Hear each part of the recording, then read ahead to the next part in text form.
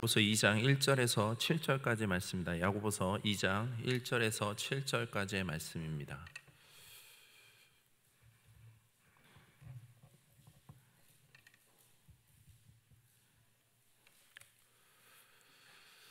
한 절씩 교독하고 마지막 7절은 함께 합독하도록 하겠습니다. 내 형제들아, 영광의 주 곧 우리 주 예수 그리스도에 대한 믿음을 너희가 가졌으니 사람을 차별하여 대하지 말라.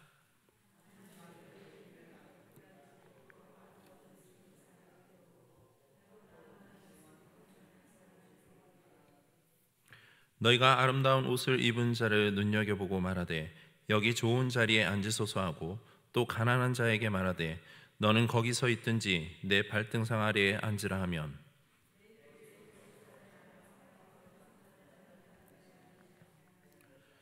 내 사랑하는 형제들아 들을지어다. 하나님이 세상에서 가난한 자를 택하사 믿음에 부유하게 하시고, 또 자기를 사랑하는 자들에게 약속하신 나라를 상속으로 받게 하지 아니하셨느냐.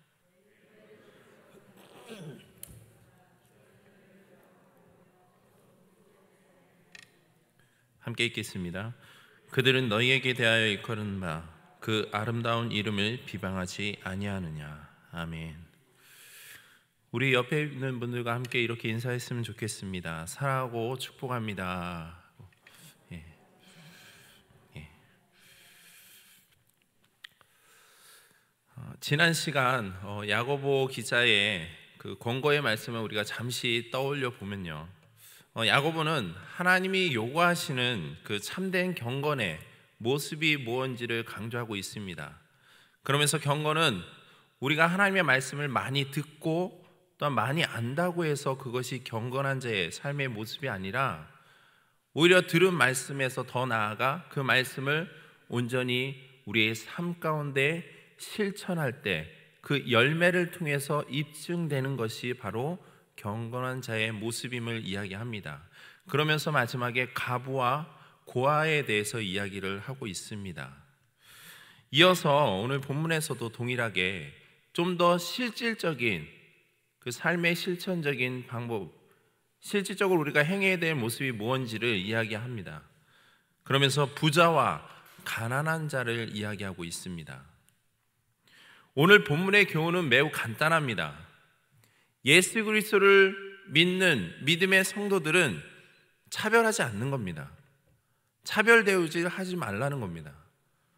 즉, 사람이 가진 물질적인 부, 그리고 우리가 눈에 보여지는 외적인 조건이나 기준에 따라서 다른 사람에 대해서 차별하거나 판단하지 말라는 겁니다. 일종의 성도들 안에 차별금지법을 제시해주고 있는 것과 같습니다.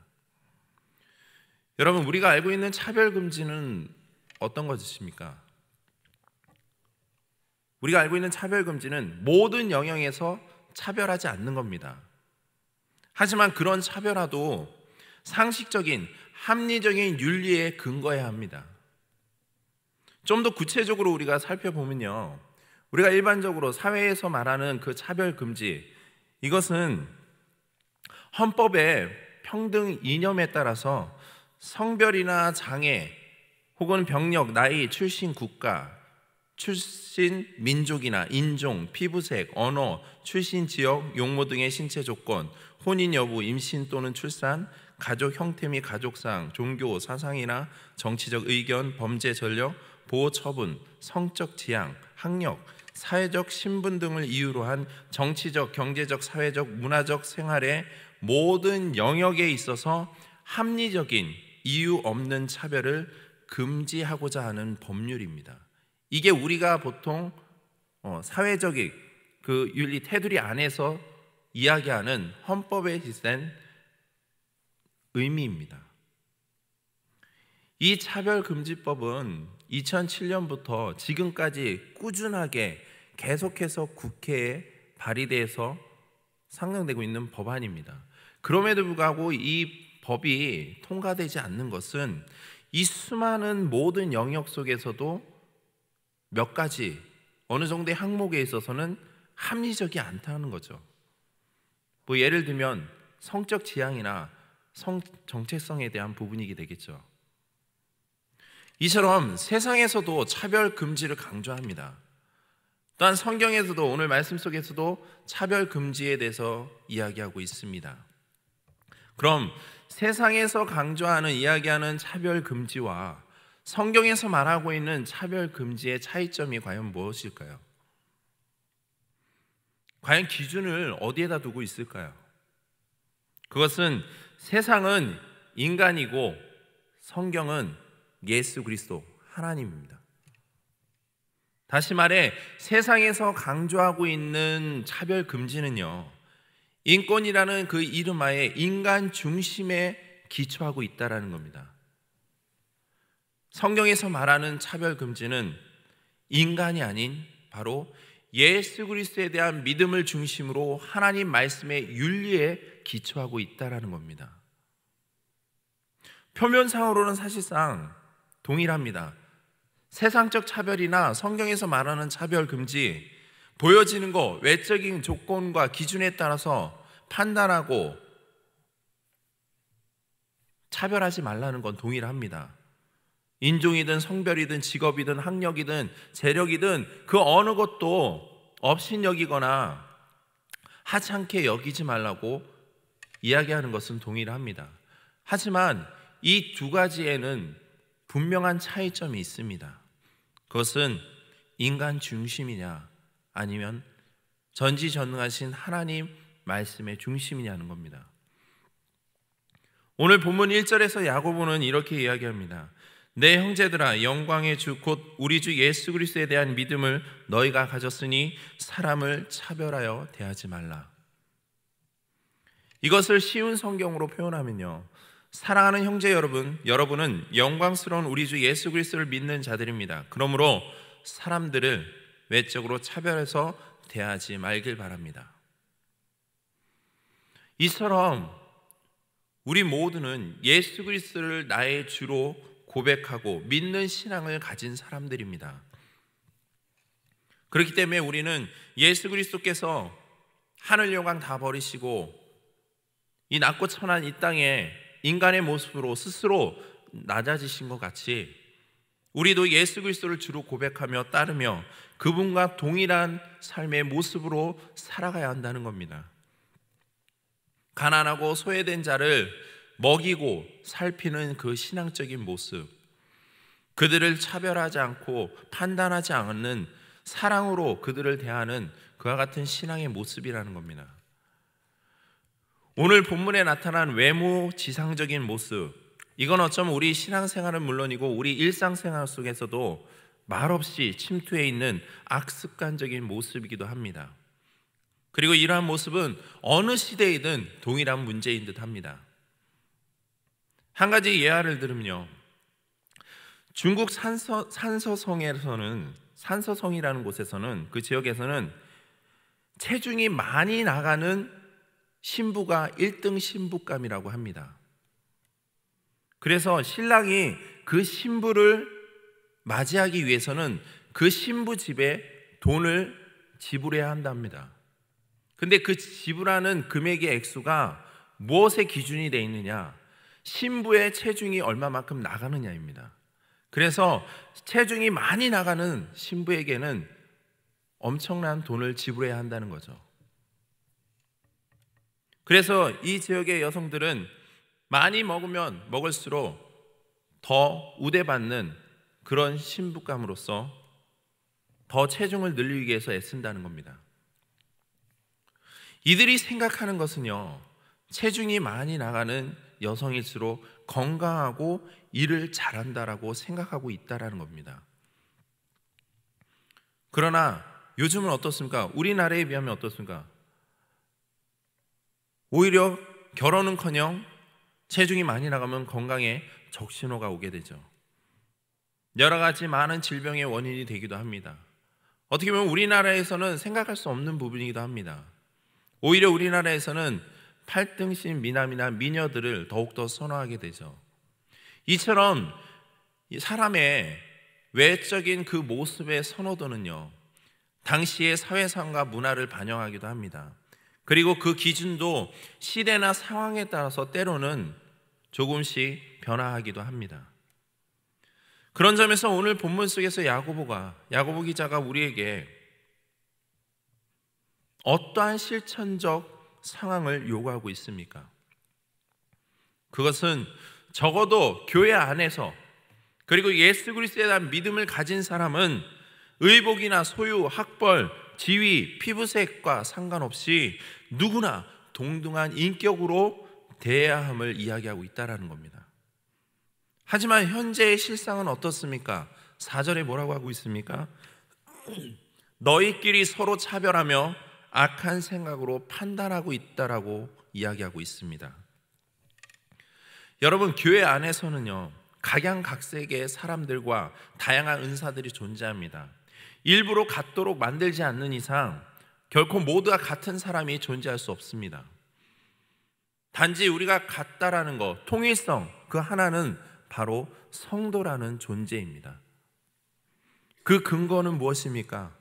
성도는 주 예수 그리스도에 대한 그 확실한 믿음을 소유하였기 때문에 그리스도 안에서 영적으로 한 형제 자매입니다.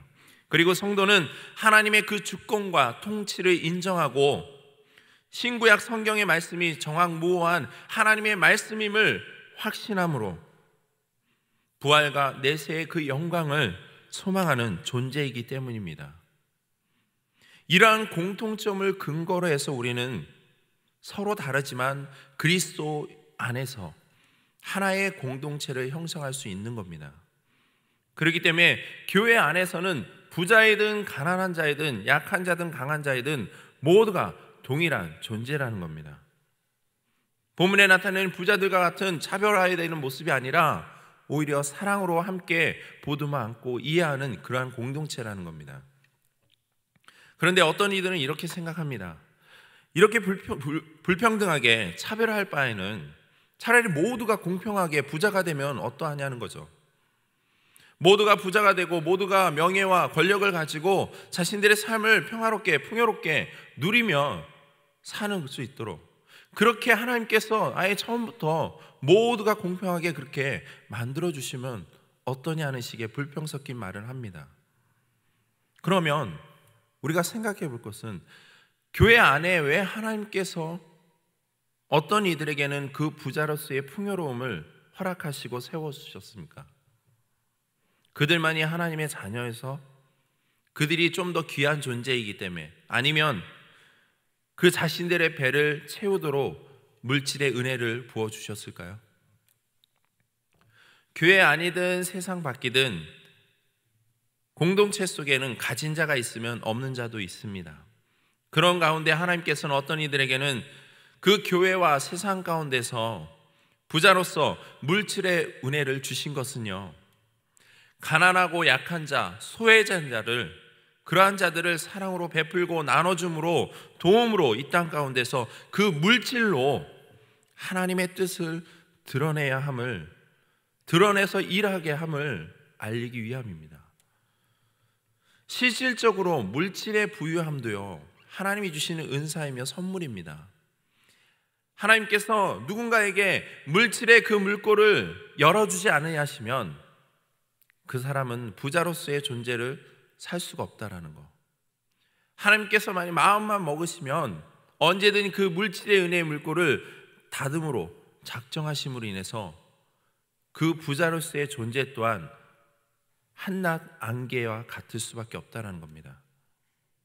그런데 지금 본문 속의 부자들은 어떻습니까? 마치 자신들이 부유한 것이 자신들의 능력에 의해서 부자가 된 것처럼, 또한 자신들이 특별한 존재인 것처럼 여겨 교회 안에 가난한 자들을 멸시하고 억압하며 차별과 판단을 하고 있다는 겁니다. 이에 대해서 야고보는 참된 경건한 자의 그 삶의 실천적인 모습이 무엇인지를 일깨워주고 있습니다. 여러분, 우리가 교회 안에 모두가 함께 다 교회 안에 있다고 해서 우리가 동일한 구원받은 온전한 백성으로서의 모습이라고 생각할 수 없습니다. 함께 모여 있지만 교회 안에서도 때로는 자신보다 못한 이들을 그 모습을 보고 판단하고 또한 차별하는 경우도 있습니다. 그들은 훗날 하나님의 그 심판대 앞에서 하나님께서 자기를 사랑하는 자들에게 약속하신 그 하늘의 나라를, 하나님의 나라를 상속받지 못하게 되는 겁니다. 독일의 신학자인 게라하르트 로빙크라는 사람은 교회가 진정 세상과 구별된 대조사회로서 세상의 빛과 소금으로서의 사명을 감당하려면 먼저 교회 안에 존재하는 각종 차별부터 과감하게 없애야 한다고 이야기하고 있습니다. 그렇습니다. 교회 안에는 각양각색의 사람들이 존재합니다. 그러나 그 다양함 속에서 서로가 다르다고, 내가 더 많이 가졌다고 해서 그들을 차별 대화하는 것은 건강한 공동체의 모습이 아니라는 겁니다. 서로 맡은 직분과 역할에 있어서는 서로의 권위를 세워주고 존중해야 할 부분은 필요합니다. 그러나 그것이 공동체 안에서 차별화시키는 기준이 되어서는 안 된다는 겁니다. 서로가 서로를 더욱더 사랑으로 배려하고 섬김의 그 실천을 행하는 공동체가 바로 참된 경건의 모습이라는 겁니다. 그런 점에서 야고보는 그 부자들을 향해 그들의 그 어리석은 모습과 가난한 자들의 모습을 빗대어서 일깨워주고 있습니다. 5절 말씀입니다. 하나님이 세상에서 가난한 자들을 택하사 믿음에 부유하게 하시고 또 자기를 사랑하는 자들에게 약속하신 나라를 상속으로 받게 하지 아니하셨느냐. 이는 하나님은 세상의 그 관점으로 볼 때 물질의 가난함으로 인해서 오직 하나님만을 신뢰할 수밖에 없는 그러한 사람들에게 믿음의 관점에서 부유하게 하실 뿐만 아니라 자기를 사랑하는 자들에게 하나님의 나라를 상속받게 하실 거라고 약속하고 있는 겁니다. 당시 세상의 관점으로 볼 때 가난한 자들, 그들은 약하고 또한 힘이 없습니다. 명예와 권력도 따르지 않습니다. 의지할 자가 없습니다. 결국 그들은 구원받기 위해서 자연스럽게 세상의 물질이나 힘을 의지하는 것이 아니라 바로 오직 하나님만을 신뢰할 수밖에 없다라는 겁니다. 그래서 하나님은 그런 가난한 자들을 택하셔서 믿음에 부유하게 하십니다. 즉 믿음의 관점에서 가난한 자들을 풍요로운 자들로 만들어 주신다는 겁니다. 반면에 부자들은 어떻습니까? 물질이 풍부합니다. 명예와 권력도 따릅니다. 그러다 보니까 하나님을 의지할 필요를 느끼지 못합니다. 결국 그들은 자기의 가지고 있는 그 부유함과 힘, 사람을 의지하게 된다는 겁니다. 그로 인해서 결국 다른 사람들과 차별화시키며 약한 자들을 멸시하고 억압하게 된다는 것. 그러나 하나님은 이러한 부자들의 그 교만을 그냥 내버려 두진 않습니다. 훗날 그들의 그 죄악됨을 심판하심으로 약속하신 하나님의 나라를 유업으로 얻지 못하게 하신다는 겁니다. 이처럼 우리가 의지하고 바라봐야 될 것은요, 세상의 가치와 세상의 눈에 보이는 그러한 풍요로움, 부유함이 아닙니다. 우리는 오직 하나님만 바라봐야 될 줄 믿습니다. 그리고 그 안에서 하나 된 하나님의 자녀로서 사랑으로 서로를 돌봐야 한다는 겁니다.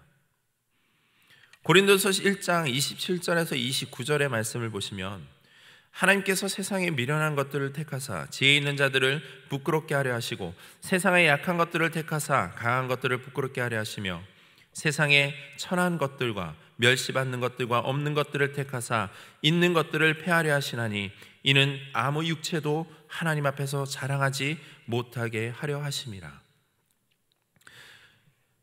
이처럼 하나님께서는요, 부자이든 가난한 자이든 대통령이든 국회의원이든 아르바이트생이든 비정규직인 사람이든 하나님 앞에서는 아무것도 아무 의미가 없으며 자랑할 것이 없다라는 겁니다. 왜냐하면 예수 그리스도의 구속의 은혜로 우리는 한 형제 자매가 되었습니다. 그런 우리는 교회와 그 삶 속에서 그 무엇도 내세울 것도 자랑할 것도 없는 겁니다. 차별할 것이 없는 겁니다. 우리는 동일한 존재이며 동일한 죄인이기 때문입니다. 우리 한 사람 한 사람은요, 그리스도의 이름으로 세례를 받아 하나님의 백성이 된 그리스도의 이름을 지닌 자입니다. 즉 오늘 본문의 표현처럼 우리는 아름다운 이름을 가진 자들입니다. 그런 우리를 부자들은 농락하고 압제함으로 신성을 모독하는 죄를 범합니다. 이것은 결코 교회라는 공동체 안에서 건강한 모습이 아닙니다.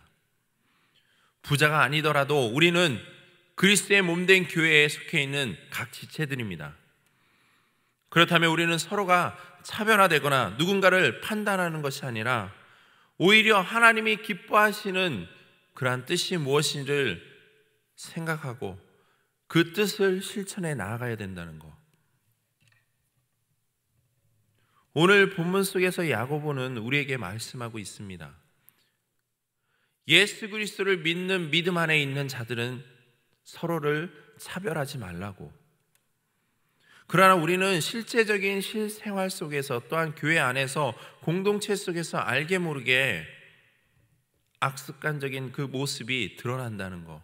심지어는 내 가정 안에서도 내 자녀들을 놓고 때로는 비교하고 판단하고 차별하는 경우도 없지 않아 있습니다. 한 흑인 청년이 바라는 바가 있습니다. 그것은 백인 교회에 예배를 드리러 가는 것입니다. 그런 그가 어느 주일날 깨끗이 목욕을 하고 자신이 가지고 있는 옷 중에 가장 값비싼 옷을 입고 그 백인 교회를 향합니다. 그러나 그 백인 교회에 들어가기 앞서 그는 교회 사람들로부터 문전박대를 받습니다. 교회 안에 들어가기는커녕 문 밖에서부터 제지를 당하게 됩니다. 그는 자신이 백인이 아니라 흑인이라는 그 사실에 비통함을 느끼며 교회 바깥들 벤치에 앉아 흐느끼고 있습니다.